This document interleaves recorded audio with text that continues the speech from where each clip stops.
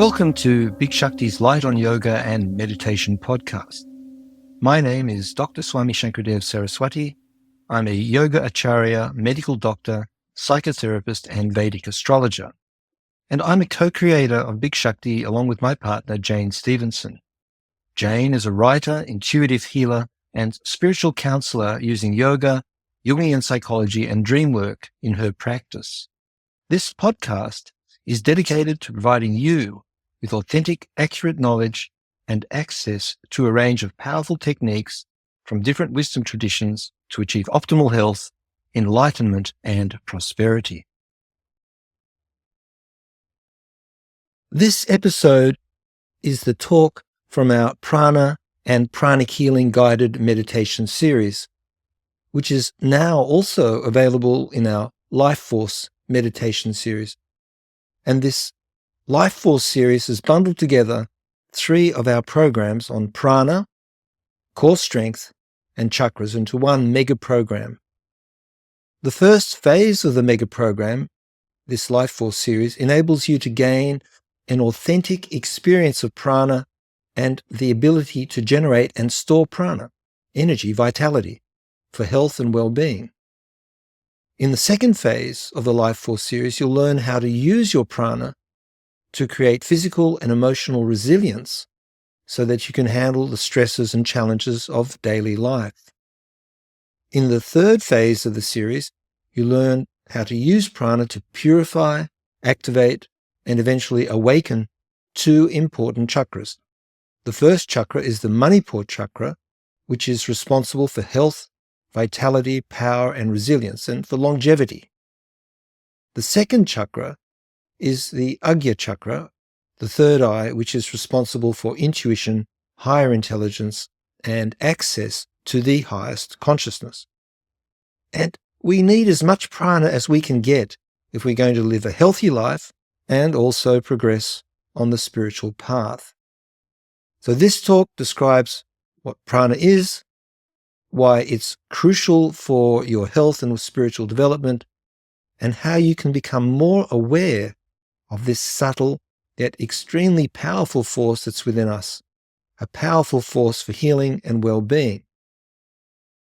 It discusses the different types of prana in the body. There are 5 sub-pranas, and how you can cultivate and direct this energy and its role in yoga and meditation practices.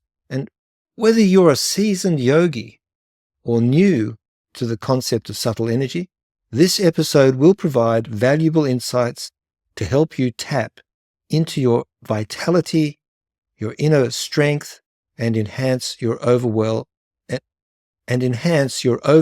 well-being. Prana is the energy at the basis of all creation. Everything that exists, animate and inanimate, is a manifestation of prana in one form or another. However, the prana within living beings is a special form of energy. It is the life force and is our most precious possession. It is our vital energy, our inner power and strength. The word prana can also be translated as breath and respiration, as well as spirit. At the subtlest and the most refined level, it is our spiritual essence. If our prana is low or imbalanced, we feel weak and become prone to illness. We are unable to use our mind and intellect fully.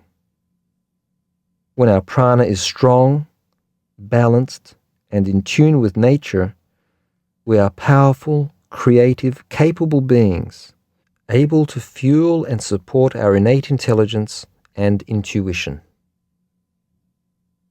Each one of us has a prana bank account. We are given a certain amount of prana at birth. During our life, we can squander our inheritance or we can build on it. If we squander it, we degenerate at an early age. If we build on it, we become more vital as we age and are better able to use the collective experience of our life for a good purpose. From a higher perspective, prana is the force we use to dive into higher consciousness. We need to learn about our prana, what it is, how to manage it, how to use it properly, and how to create more when we need it. The human body-mind must be kept balanced and within a certain range of function for true health and strength. It is so easy for the body-mind to be disturbed, for us to lose prana if we're not careful, especially during stressful or difficult times. You will learn how to become more conscious of prana so that you're able to manipulate it for greater health, strength, and higher awareness. How can we describe prana? Prana is a very complex phenomenon, not just air or the breath or a simple energy.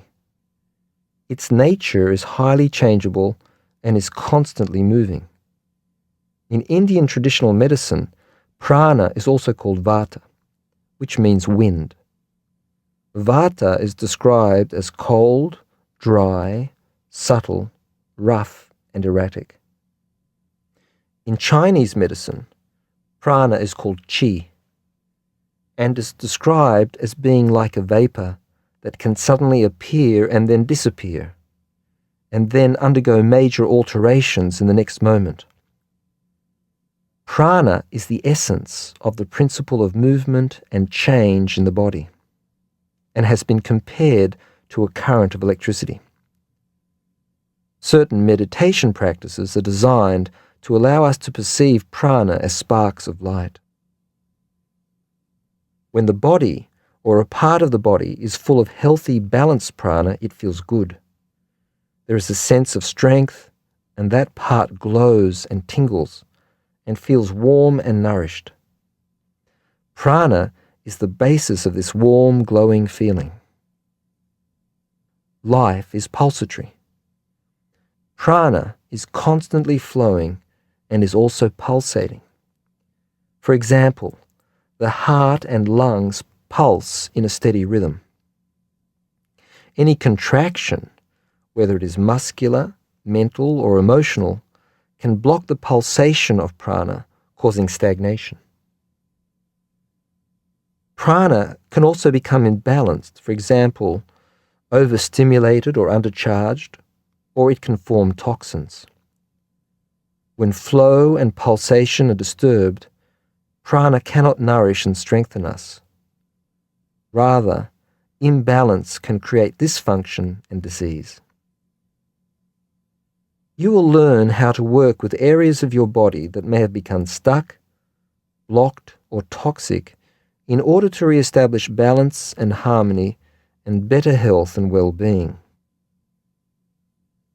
The key to achieving this is to learn about the nature of prana, how to generate more of it and to store it, as well as how to properly utilize it. In studying prana, we need a systematic process that allows us to sense what prana feels like. As we develop this awareness, we can become more sensitive to the body's needs. When we're tuned to our prana, we intuitively know what makes us feel strong and healthy and what makes us weak and sick. Once we can feel our prana to some degree, we can learn how to consciously generate, store, and use prana wisely. Later on, we can begin to access prana directly from our spiritual essence. Prana is life force, and life feeds on life. The main function of prana is to maintain itself. That means to keep us alive. It seeks to extract prana from the world around us and to generate more prana within us. We take prana in from other life forms in the form of food and liquids, and from the air we breathe. The more alive and full of life force a substance is, the more life force we can extract. Also, the more prana there is in the air, the better we feel. For example, there is a lot of prana at higher altitudes in mountains. Generation of prana also occurs through stillness and deep rest. Sleep is meant to do this, but is not always efficient, especially if we go to bed exhausted or full of worries and tensions. Relaxation and meditation practices are the most efficient form of rest, allowing us to calm the mind and emotions and to deeply replenish ourselves with energy. The lying meditation called yoga nidra or pranic relaxation are excellent ways to restore and nourish ourselves when we're tired. All activity uses prana. This includes movement, speech, thought, and emotion. Certain activities use a lot of prana, for example, worry or emotional distress. Poor diet and lifestyle can damage prana. Therefore, we need to live a healthy lifestyle and to engage in practices that maintain our prana in a healthy state. It is also important to maintain mental and emotional balance so as not to waste prana. Loving experiences create prana. Negative emotions and depression deplete prana. Therefore, to reach our greater pranic potential, we need to fill ourselves with the best quality fuel at all levels of our being: physical, mental, emotional, and spiritual. We will now describe the pranic sheath, the pranamaya kosha. Prana means energy. Maya means composed of. Kosha means sheath.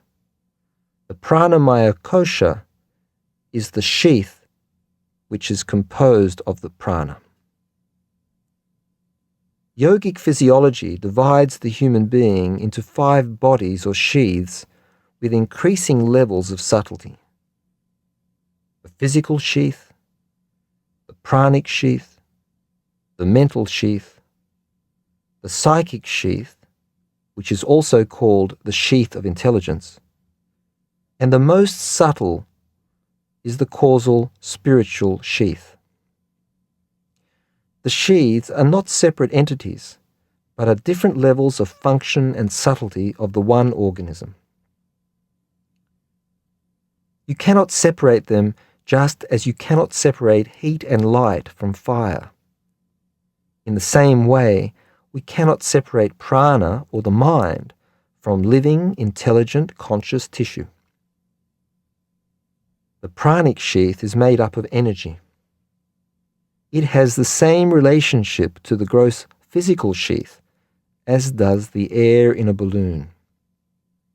Air should keep the skin of a balloon tensed to a level where it's not too tight or too loose. When the air pressure is right, the balloon can float. If there is too much air in the balloon, it's overtensed and eventually will burst. If the balloon is underinflated, it is flaccid and floppy and cannot stay up. Prana has the same function in all the organs of the human body. It keeps us up and alive. The pranic sheath is composed of 5 sub-pranas. 4 of these govern the 4 main areas of the body: the pelvis, belly, chest, and head. The 5th sub-prana controls the other 4. Connecting the sub-pranas to each other is a network of subtle channels or currents of energy. These currents of energy are called nadis. Each division of the body is ruled by one of the elements of nature. For example, the belly is ruled by the water element, the pelvis is ruled by the earth element. And when prana enters an area of the body, it takes on the characteristics of the element related to that part of the body. For example, prana in the pelvis becomes the subprana associated with the earth element. Its characteristic is heavy and descending. The first subprana is also called prana. The subprana, prana, is seated in the chest and is associated with the fire element. Fire transforms food into energy. Prana also powers the breath and the heart. Prana at this level is the power of combustion, and it is the most fundamental and primary of the subpranas. Apana is the subprana seated in the pelvis and is associated with the earth element. Apana governs rejection and elimination. Seated in the lower part of the body, it acts on the whole body like a magnetic force, or like the force of gravity which pulls things downward. It then expels solid, liquid, and gaseous wastes from the body. Samana is the subprana seated in the upper belly and is associated with the water element. Samana both moves sideways and circulates around the navel. It digests and assimilates food and nutrients, and then impartially distributes these substances and energy produced by the food to all the organs via blood circulation. Udana is the subprana seated in the head and is associated with air. Udana means the breath which moves upwards. It is the force that enables each organ to act by itself, to possess an independent activity. Vyana is the subprana that is associated with the element of space, and therefore it is diffused throughout the body. Vyana is present everywhere and controls all the other divisions of prana. It causes the body to function as a complex organism whose different cells have different distinct attributes and yet can work together. It controls planning, specialization, and integration. You will learn to place your awareness into the four main divisions of the body: the pelvis, belly, chest, and head, so that you can begin to feel the different subpranas acting in this division of the body. You will also become aware of the actions of Vyana. You will then learn to manipulate each part in order to create a more balanced and harmonious internal state. The breath is one of the most important tools we have in order to manipulate and balance prana. We will now look at the nature of the breath and how it relates to prana. To gain awareness of prana, we need to connect to our own breath. Through observing, controlling, and directing the breath, we begin to control and direct our prana. There are two levels of the breath: the gross breath and the subtle breath. The subtle breath is the prana itself. The gross breath has three phases: inhalation, exhalation, and the pause or the space between the breaths. Inhalation and exhalation have completely different characteristics. Inhalation is an active process.